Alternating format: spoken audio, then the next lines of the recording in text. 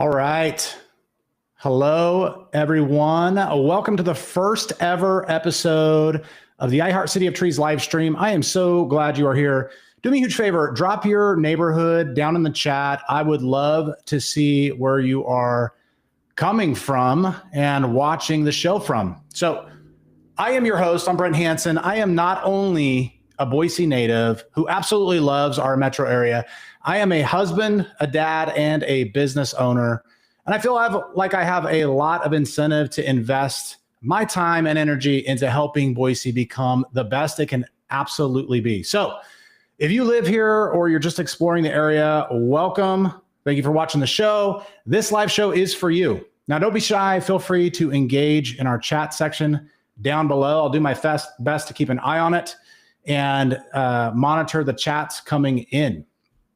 All right, so in today's episode, we've got a restaurant shakeup. We've got In-N-Out making a quiet power move. You're never going to believe what it actually is. Co-op's Meridian expansion, Ada County's zoning wars, and the most expensive and livable spots in the Treasure Valley. You're never going to guess some of the items that made it on that list. So first up, we want to dive into some kind of interesting and fun news. Let me double check and see if there is any comments coming in. 1 second. All right. Okay. So first and foremost, we're going to dive into something fun, something interesting. And this is from the Idaho Statesman. This is the top 10 countries of origin for immigrants in Idaho. So let me pull up this article. And it looks like the article says Idaho immigrant population is led by Mexico with 52,843 residents. Now, this makes up 49% of the total list.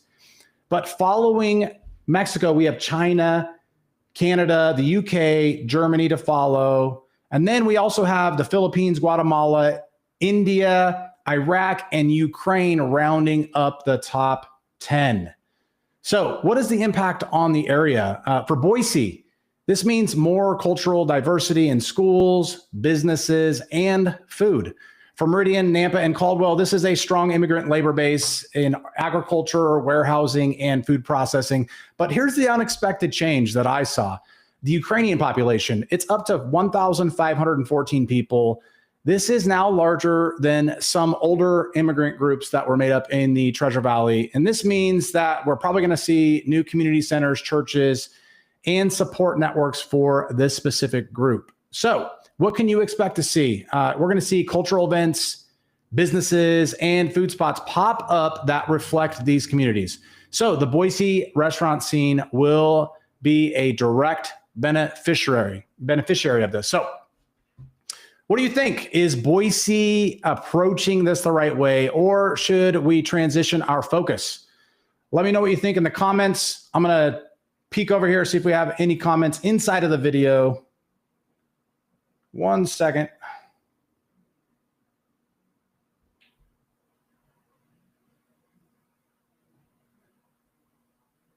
Gotta love live. All right. Go ahead and sound off if you are in and watching. Love to hear where you're coming from. Next up on this list, we're going to dig into some changes happening in the food and entertainment sector of the Treasure Valley. This first one's actually going to surprise you because it surprised me when I read it in the Idaho Statesman. The article says that Lucky Palace, it's a Chinese restaurant. It was open for 17 plus years. It closed after being denied a lease renewal. Shortly after, VietFood, which is a Vietnamese concept, filed paperwork and announced opening soon in the same exact location. Now, some people are talking about the amount of time in between the renewal of the lease and the new place filing for papers. It was so short, as if maybe it was planned. So the location of this is at 8630 West Overland Road. It's a busy corridor with tons of dining options. So I'm curious to see what's going to happen with this. Fans of Lucky Palace may dislike how fast the switch happened. In fact, there's a lot of buzz right now about that. But the new flavor, pho being one of them, will add some variety to the area. The economic shift of this, though, this replaces a known staple with a fresh and unproven brand. So this could cause a struggle, or it might thrive depending on how locals receive it. My guess is it's probably going to do fine in that area. But if there were any people that were lovers of the Lucky Palace, they may boycott it, which could cause some issues. So if VietFood takes off, expect more Vietnamese and Asian fusion concepts in Boise. Now, if it struggles, landlords may keep cycling tenants quickly, which will destabilize that area and the corridor's restaurant scene. So let me know what you guys think. Is there something fishy going on here, or do you like the change? Drop it down in the comments. I can hit the comments and answer any questions that you might have. And let me pull up this next article. This one's really interesting. 1 second here.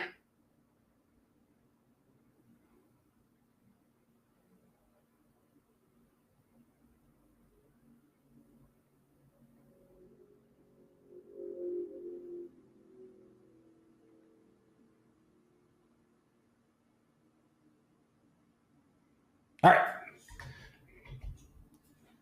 So this one this one caught me by surprise too, mainly because when I first saw it, I just thought In-N-Out was going to create another location. But check this out. In-N-Out files a Boise permit, but it's actually not for a restaurant.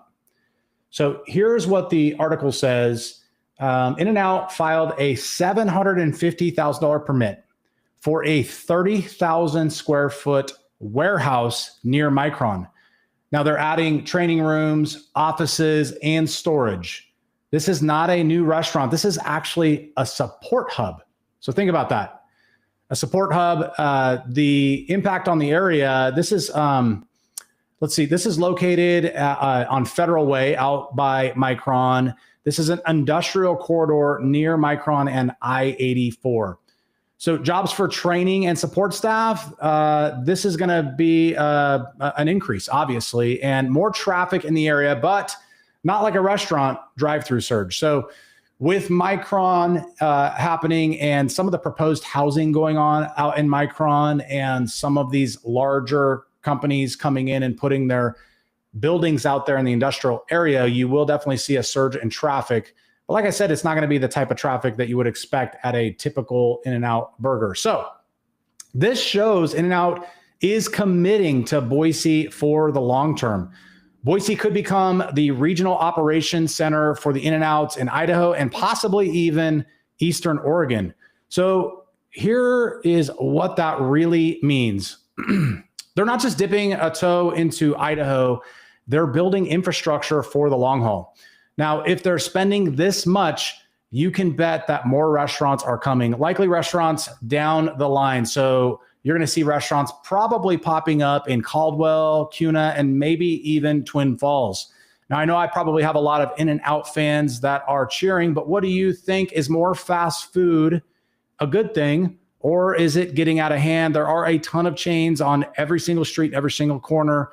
Let me know down in the comments. I'd be happy to answer them as we go through this. Now, next, we're going to dig into some changes that are happening with growth and development.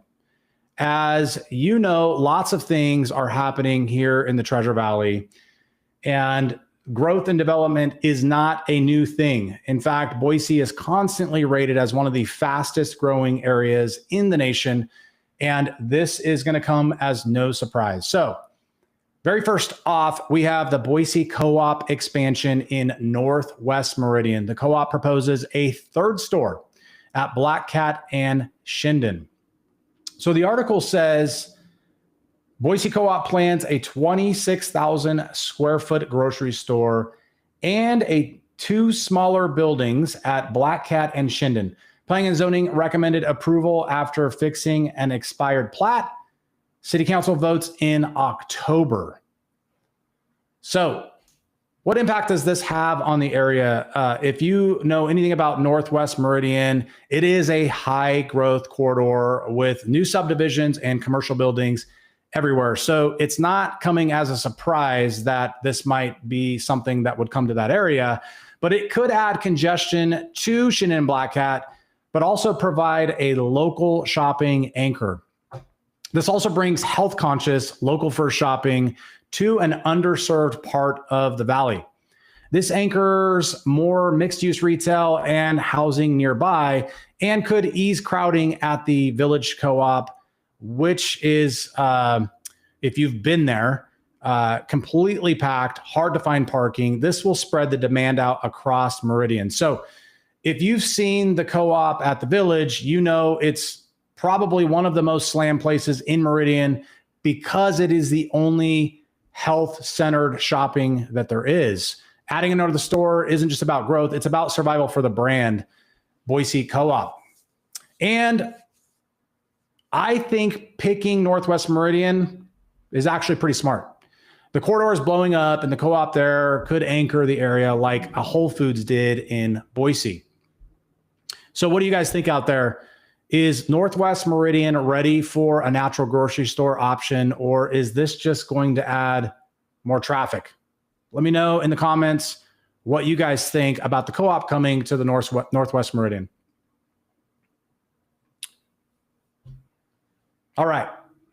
Keeping on with the news around growth and development, we've got Ada County rezoning or having a zoning rewrite, which this actually impacts townhomes and duplexes.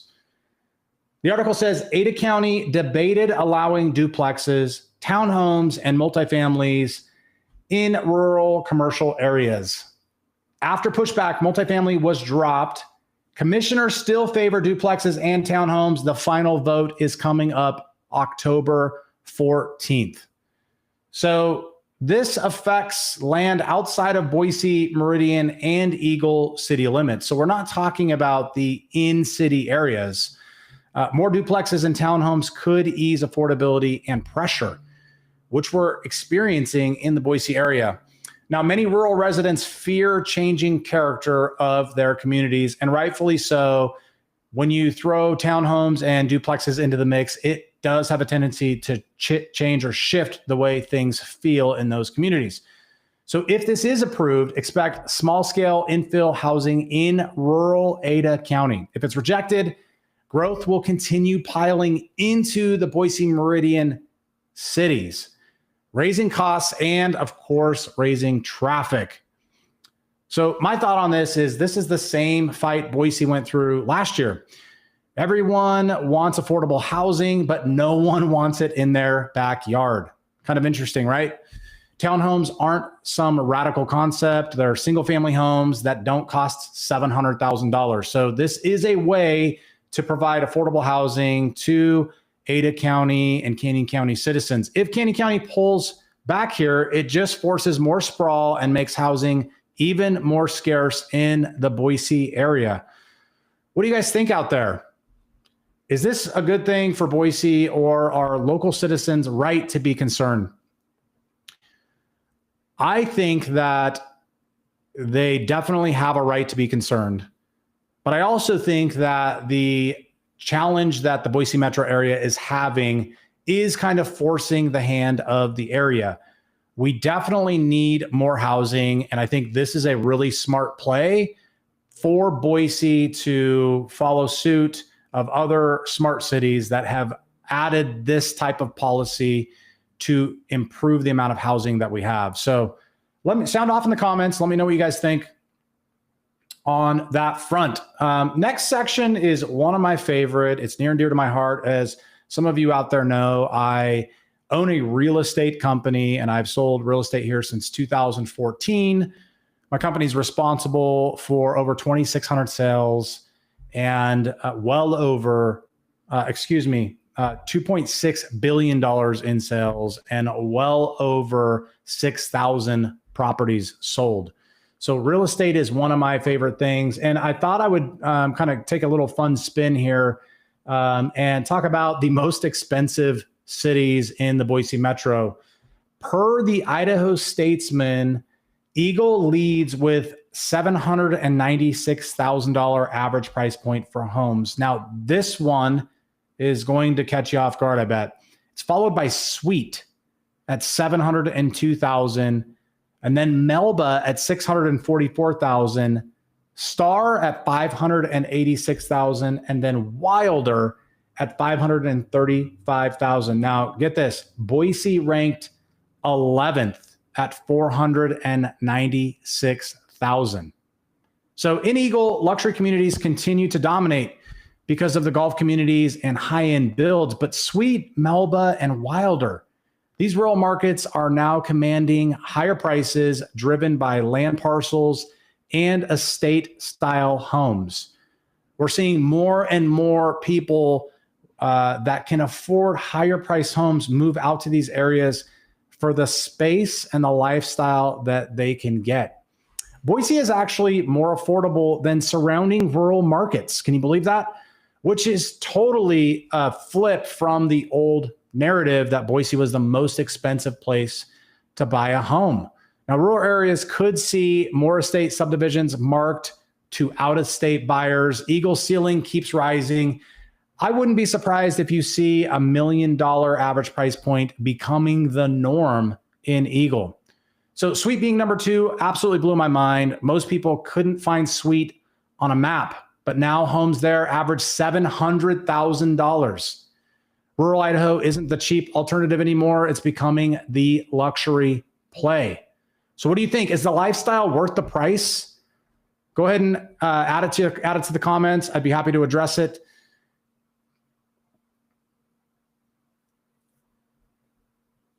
Okay. Next up, we have the best places to live in the Boise Metro per the Idaho Statesman. So I'm curious if you're going to agree with this list or not. The article ranks Boise at number 1, followed by Meridian, Eagle, Middleton, and Garden City. Can you believe that? Rankings based on school crime, diversity, and cost of living. So here's the thing. Boise is still top rated for culture and school, but not by much. Meridian, it's family friendly, strong schools, and also known for its rapid growth. And just outside of Boise, Garden City. This is a big surprise now because it wasn't so desirable 10 years ago. And it's desirable now due to the arts, breweries, and the riverfront redevelopment. Expect Garden City's housing demand to surge as perception shifts. So as people start to catch on that Garden City isn't the same city it used to be, you're going to see more and more people get interested in that riverfront living. Middleton could actually become the next star with more families moving in for affordability and schools. So Garden City making the top 5 is absolutely wild to me. As I said earlier, a decade ago, it was considered rough. I mean, you didn't even want to drive through Garden City 10 years ago. Now it's breweries, art, and riverside living. The turnaround says a lot about how the Treasure Valley is changing. So let me know in the comments what you think. Is this the best place list, or do you think there are better places to live in the Treasure Valley? All right, so I would love to get some questions from you guys at closing here. What do you want to know about the Treasure Valley, and what feedback or comments do you have on the information that I just went over? Let me know in the comments. Happy to address them. And lastly, I want to thank you guys for hanging out with me today. This has been a good first stream. We made it to 20 minutes on our 25-minute show. Next month, we'll update you on the Co-op's city council vote and Ada County zoning decision. And please, if you liked watching this, please subscribe and follow iHeart City of Trees for more Treasure Valley local news, growth, and information. And as always, sayonara, take care. Have an amazing month in the Treasure Valley. Enjoy your fall. We're almost to October. I know. Can't even believe it. Take care.